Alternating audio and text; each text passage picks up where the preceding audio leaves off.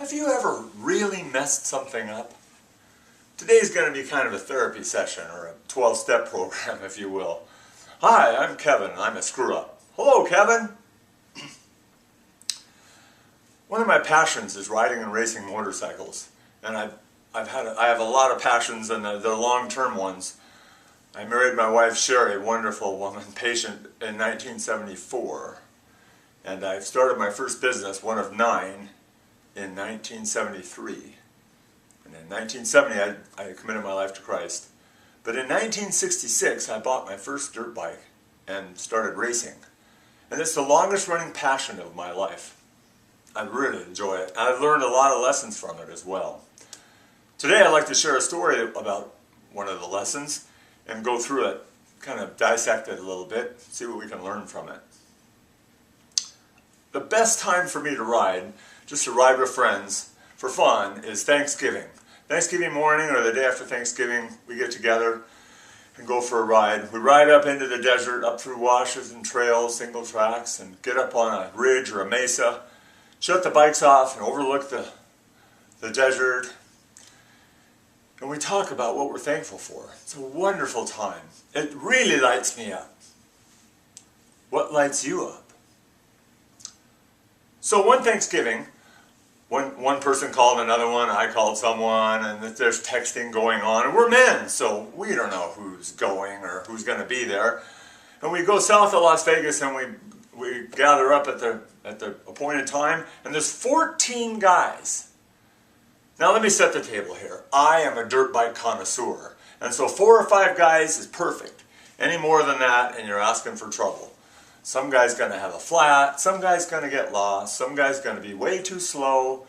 There's going to be a problem. And with dirt bikes in the desert, the first bike takes off, there's some dust, the second bike has to wait for the dust to clear a little bit, and the third bike, and so on. So with 4 or 5 bikes, you might have a third of a mile from the front bike to the last. But with 14 bikes, it could be over a mile, and if someone in the back has a problem, the others are gone. Just a mess. So I'm looking at all these guys. 1/3 are friends, 1/3 are acquaintances, 1/3 are strangers. The makings of the perfect storm. I got a bad feeling.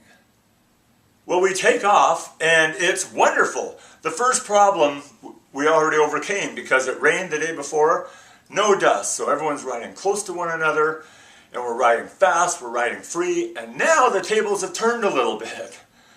I'm a little concerned about my speed and if I'm going to hold anybody up, being the oldest guy. But no, we all ride good, we ride fast, we ride free, no problems. We ride way up into the mountains. We're getting up into some low scrub and then into some trees and stuff. Beautiful day. We ride up onto a mesa, and it's overlooking a rolling hill and a wash and then a steep hill on the other side. All the bikes line up and shut their bikes off, and the riders sit on the bikes. The steep hill has a single track going up it. It looks like people have gone up it before, and it disappears because it gets steeper and worse, and you can't make it all the way to the top. But my friend Kevin Kraft fires up his bike, rides down the hill, across the wash, rides up the hill, and he is a mountain goat. And he goes up, picks a good line, gets up, loses some speed, loses a little more, runs out of speed, stops, turns on the side of a steep hill with loose rock is very challenging. Turns, goes back down, and floats down the hill like a feather all the way down to the bottom, rides back up and gets in the lineup. So the little voice in my head says, why not? And cutting through the fog of testosterone, the other little voice says, why not? Are you crazy? All these people are watching you. You could wheelie over backwards, you could crash, you could get hurt, you could get only halfway up or a third of the way, stuck underneath the bike. Anything can happen. That's why not. And you're the oldest, and every single person is watching you. Well, the testosterone won out, so I started my bike, I rode down the hill, and I'm looking up the hill at my line, trying to see where I should go and my speed and such. And I glance down, and 10 feet in front of me, there's a rock the size of a basketball. Don't hit the rock, don't hit the rock, don't hit the rock. Bam! I hit the rock, stop the bike, over the bars, the bike crashes to the ground. I fall on my back on the ground. Unbelievable. I haven't even gotten to the hill and I'm already on the ground. I pick up the bike. It seems to be okay. Dust myself off. I look up and there's 13 other bikes up there, riders looking at me. You can cut the tension with a knife. What do? Ride back up into the lineup? Say something like, wow, that was sure messed up. Instead, I said, it's not as easy as it looks. Big tension breaker. Everyone laughed. They thought it was hilarious. So I fired up my bike, rode back up into the lineup, and the little voice is screaming now, don't do it again. Look what happened this time. You'd be crazy to go again. Well, testosterone won out again. I rode down the hill, missed the rock, rode up the hill, kept going, good speed, losing speed, doing well, got all the way up, I'd say 50 feet short of Kevin, turned and stopped, shut the bike off, sitting on the side of the bike, on the side of this hill, overlooking the beautiful landscape, 13 guys down there. I was only there for a moment, but it's etched in my memory.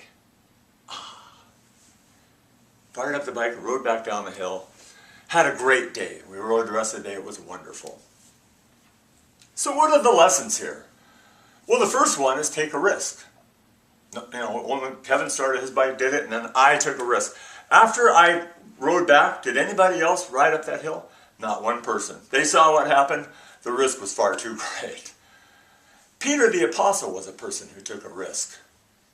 He and the other fishermen in Jesus' time were out fishing, and they were in a storm, and they were scared. Now, if experienced fishermen are scared, this is a real live storm. And one of them sees a form out on the water. He goes, oh, it's a ghost. Someone else says, no, I think it's Jesus. And Peter says, Jesus, if that's you, tell me to come out onto the water with you. He says, okay. Peter says, okay.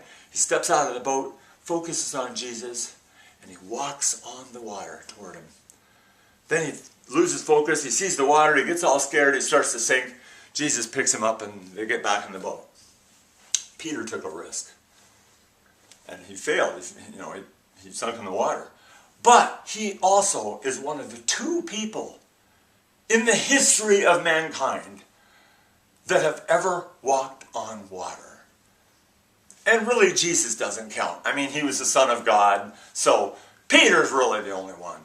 That's a guy that's willing to take a risk.